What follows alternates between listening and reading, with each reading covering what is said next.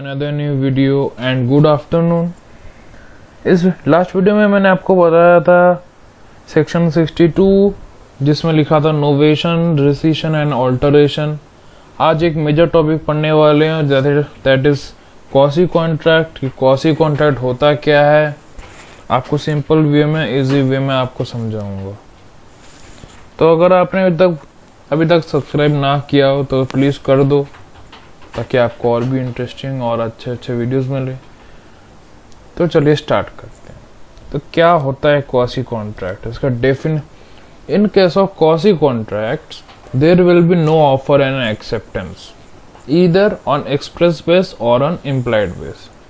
मतलब आता है कि क्वासी कॉन्ट्रैक्ट के केस में कोई ऑफर नहीं होता, कोई एक्सेप्टेंस नहीं होता। नहीं, एज नॉर्मल अगर कोई कॉन्ट्रैक्ट करता है, जैसे मान लीजिए एक्स एंड वाई कॉन्ट्रैक्ट किए, तो उसमें ऑफर एंड एक्सेप्टेंस आता है, एग्रीमेंट फॉर्मेशन होता है, लीगल ऑब्लिगेशंस आता है, लीगल कॉन्सिक्वेंसेस आता है, फिर कॉन्ट्रैक्ट का फॉर्मेशन होता है।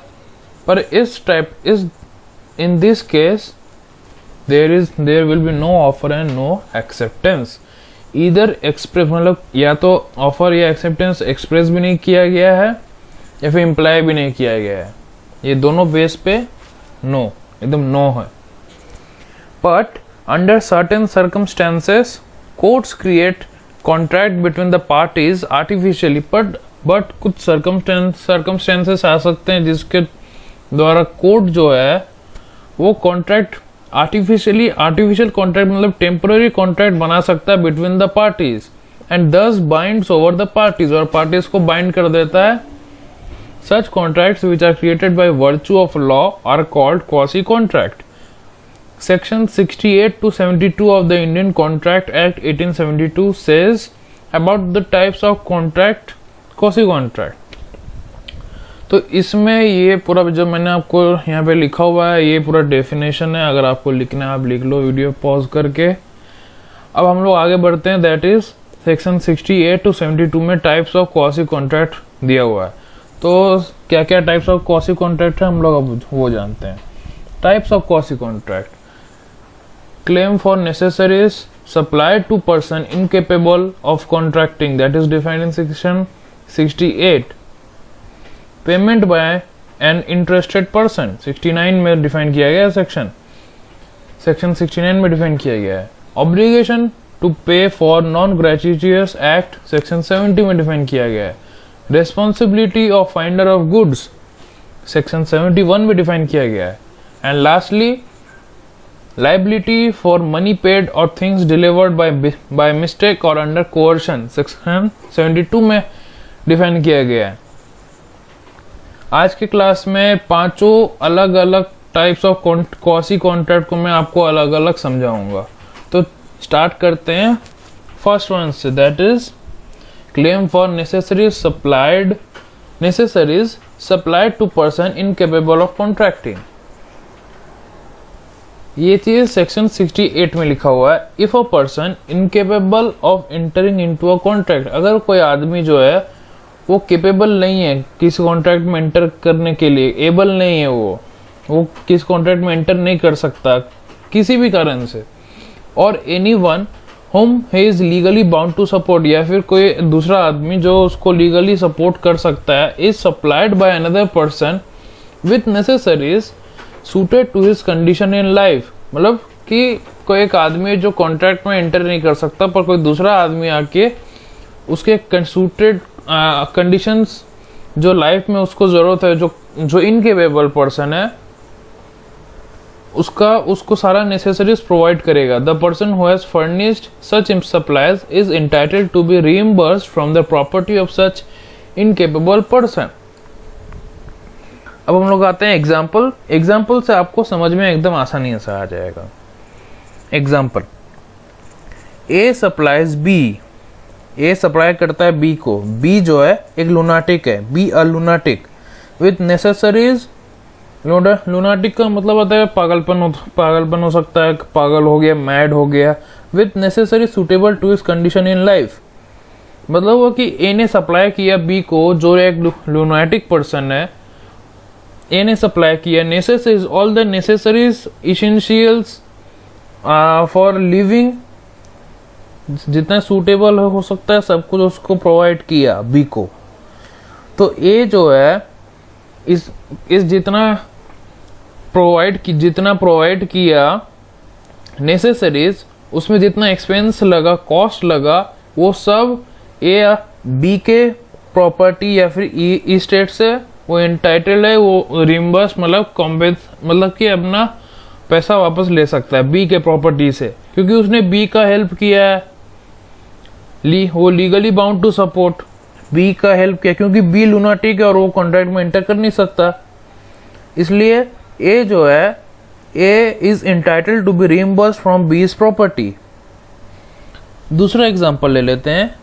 A supplies the wife and children of B, a lunatic with necessaries suitable to their condition in life. A is entitled to be reimbursed from B's property. A जो है वो supply करता है B के children और बच्चों और बीवी को necessaries, all the necessaries suitable to their condition in life में सब प्रोवाइड कर देता है, सब नेसेसरीज सप्लाई कर देता है। तो ए को वो इंटाइटल्ड है बी के प्रॉपर्टी से रिम्बर्समेंट मिलने का उसको। बट एक तो केस हो सकता है, आपके दिमाग में क्वेश्चन आ सकता है, अगर मान लीजिए कि जो बी जो लुनाटिक है, अगर उसका कोई लीगल एयर नहीं है, मतलब कि ना उसकी कोई बीवी है ना उसके बच्चे हैं, कोई लीगल एयर नहीं है, तो अकॉर्डिंग टू हिंदू लॉ, तो हिंदू सक्सेशन एक्ट बेसिकली जो उसका प्रॉपर्टी है वो गवर्नमेंट के पास चला जाएगा। बट इन दिस केस ए को तो रिइंबर्समेंट चाहिए, क्योंकि उसने सारा अपना नेसेसरीज किया है बी के कंडीशंस को करने के लिए।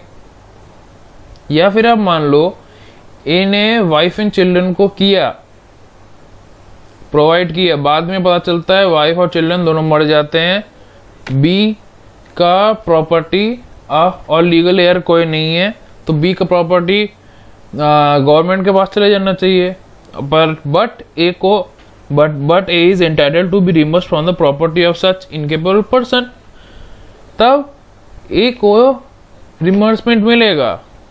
बी का जो प्रॉपर्टी है उसको कोई एडमिनिस्ट्रेट करेगा, एडमिनिस्ट्रेशन से उसको मिलेगा ए को रिइंबर्समेंट। ठीक है, तो पहला सेक्शन 68 हो गया।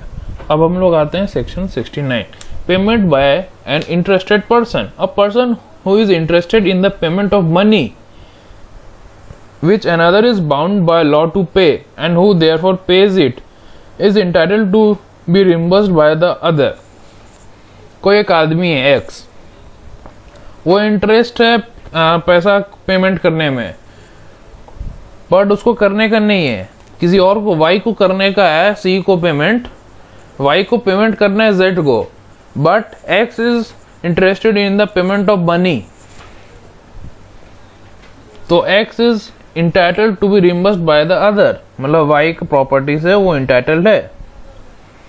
मतलब हुआ कि मान लीजिए ए बी सी ये तीन है, ठीक है, और इनमें से बी को ₹3000 देना है सी को, बट बी के जगह ए आ जाता है इंटरेस्टेड पर्सन में, और ए आके 3000 रुपया सी को दे देता है इन बिहाफ ऑफ बी, और लेटर बाद में A is entitled to get reimbursement from B, क्योंकि उस बी ने तो पे किया नहीं, ए ने उसके जगह पे कर दिया, तो बी को मिलना चाहिए 3000 रुपया वापस। यही होता है सेक्शन 69 में डिफाइन यही किया गया है, बताया यही गया है, payment by an interested person, जो इंटरेस्टेड है। अब आते हैं section 70, obligations to pay for non gratuitous act. अब ग्रेचुइटस एक वर्ड है जो आपको शायद ही मतलब मे भी पता हो ना भी पता हो। ग्रेचुइटस का मतलब होता है फ्री, नो कंसिडरेशन, और नॉन ग्रेचुइटस का होता है not free, that is not free, सीधा फ्री का उल्टा, मतलब कंसिडरेशन लगेगा, कुछ लगेगा। Where a person lawfully does anything for another person, कोई एक आदमी लॉफुली लीगली करता है, दूसरे आदमी के लिए कुछ काम करता है, या फिर और डिलीवर्स एनीथिंग टू हिम, या फिर उसको कुछ डिलीवरी दे देता है, not intending to do gratuitously and such other person enjoys the benefit thereof, the latter is bound to make compensation to the former in respect of or to restore the thing so done or delivered. Example देके आपको समझाता हूँ.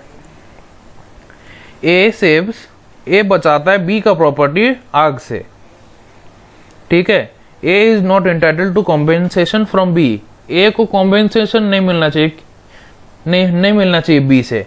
If the circumstances show that he is intended, अगर जो circumstances जो हुआ, B के घर में तो आग लग गया, ए ने बचा लिया बी का घर को, but A is not entitled to be compensated by B's property.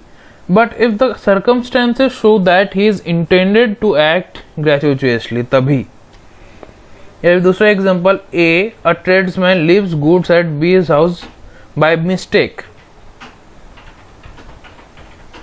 ठीक है, ए जो है तो ट्रेडमैन है, ठीक है, वो अपना गुड्स बाय मिस्टेक बी के घर में छोड़ देता है, और बी जो है वो अपना गुड समझ के उसको यूज कर लेता है. तो बी जो है वो उसके पास ऑब्लिगेशंस आ जाते हैं, ड्यूटी आ जाता है कि वो ए को पेमेंट दे पूरे गुड्स का. सिंपल है. अब आते हैं हम लोग इसका section 71, responsibility of finder of goods. A person who finds goods belonging to another. अगर कोई आदमी को किसी का खोया हुआ रिंग मिलता रास्ते में, and takes them into his custody, और वो खुद ले लेता है, is subject to the same responsibility as a bailee. अब बेली और बेलर क्या होता है, ये मैं आपको बेलमेंट वाला चैप्टर में पढ़ाऊंगा, जो अभी कुछ दिन बाद ही मैं बताऊंगा बेलमेंट वाला चैप्टर, बेलमेंट वाला पार्ट.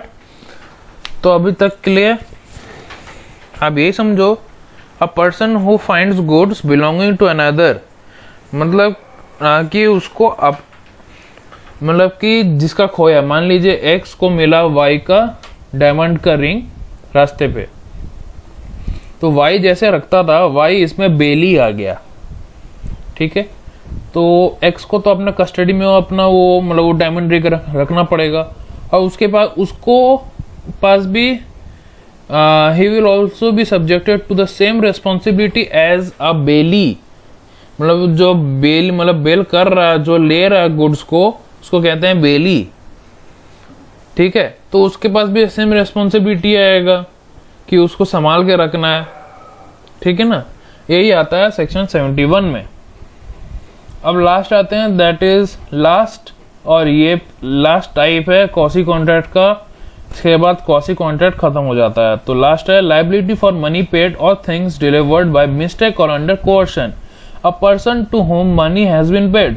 अगर कोई आदमी है जिसको पैसा पेमेंट कर दिया गया है, या फिर कुछ डिलीवर कर दिया गया है, बट बाय मिस्टेक या फिर कोर्शन में फोर्सफुली उसको कराया गया है, मतलब एक्स ने वाई से पेमेंट लिया, जबरदस्ती पेमेंट लिया, या फिर बाय मिस्टेक वाई उसको पेमेंट कर दिया, या फिर कुछ डिलीवर कर दिया, तो एक्स जो है उसको या तो रिटर्न करना पड़ेगा और गुड्स, सर्टेन गुड्स, या फिर उसको वापस रीपे करना पड़ेगा.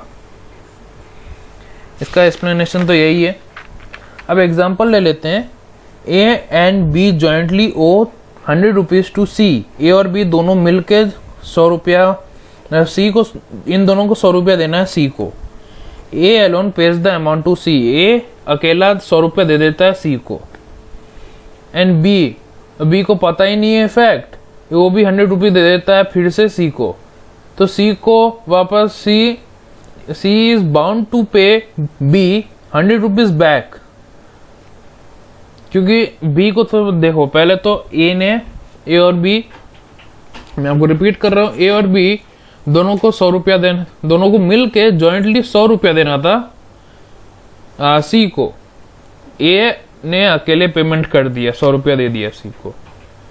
अब बी को पता नहीं था कि ए ने पेमेंट कर दिया, तो बी भी पेमेंट कर दिया. अब सी के पास 200 रुपया आ गया.